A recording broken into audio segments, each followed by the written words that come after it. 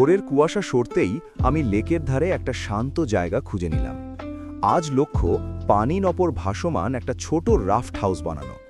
প্রথমে আশেপাশের জঙ্গল থেকে মজবুত বাঁশ আর শুকনো কাঠ সংগ্রহ করলাম। তারপর লম্বা বাঁশগুলো পাশাপাশি রেখে দড়ি দিয়ে শক্ত করে বেঁধে রাফটের বেস তৈরি করলাম, যেন পানির ওপর স্থিরভাবে ভাসতে পারে। বেস তৈরি হয়ে গেলে তার ওপর কাঠের ফ্রেম তুলে ছোট একটা শেল্টার বানালাম।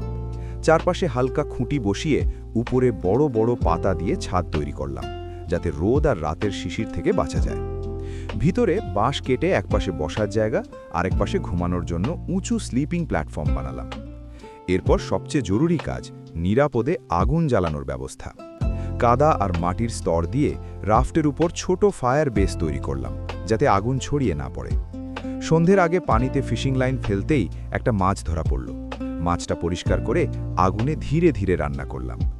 রাত নামলে পানির ওপর ভাসতে ভাসতে নিজের হাতে বানানো রাফট শেল্টারে বসে গরম মাছ খেলাম। চারপাশে শুধু লেকের ঢেউ আর রাতের নিস্তব্ধতা।